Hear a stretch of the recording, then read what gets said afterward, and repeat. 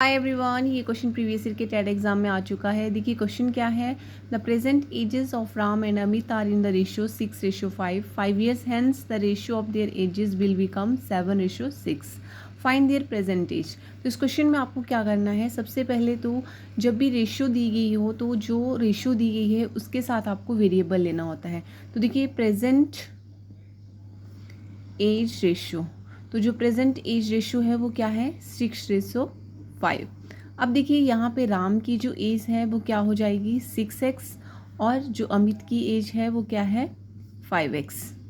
अब यहाँ पे क्वेश्चन में दिया गया है 5 years लेटर, तो आफ्टर 5 years के बाद क्या हो जाएगा, उनकी एज का जो रेशियो है आफ्टर 5 years क्या हो जाएगा, उनकी एज का जो रेशियो है वो 7:6 हो जाएगा। तो आफ्टर 5 years के बाद जो राम की एज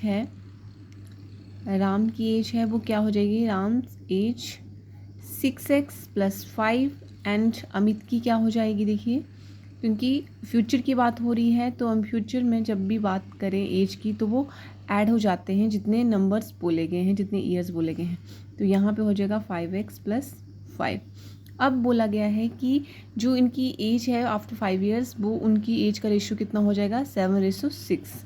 अब देखिए 6x + 5 और रेशियो को कैसे लिखते हैं डिवाइड में, तो 5x + 5 = क्या हो जाएगा 7:6, तो जिसको हम लिख सकते हैं 7/6। अब देखिए जब भी आपके पास ऐसे आता है तो आपने उसको क्या कर देना है, क्रॉस मल्टीप्लाई कर देना है। अब इसको क्रॉस मल्टीप्लाई कर देंगे तो आप देख सकते हैं यहाँ 6 के साथ इसकी मल्टीप्लाई हो जाएगी 6x + 5 = में 7 और 5x + 5।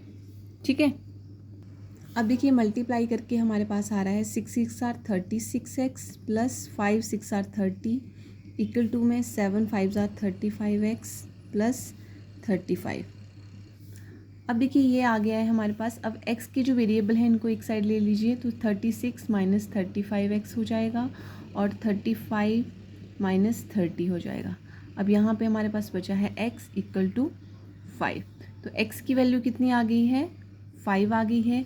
अब आपको क्या करना है, जो राम की एज है उसमें x की वैल्यू फिल कर दीजिए।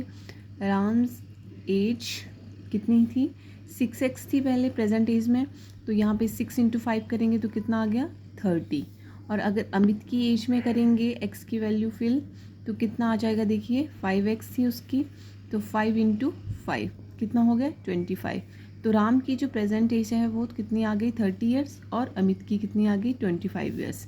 तो इस तरह से आपको क्वेश्चन को सॉल्व करना है। वीडियो अगर अच्छी लगी हो तो लाइक करें, शेयर करें। Thank you.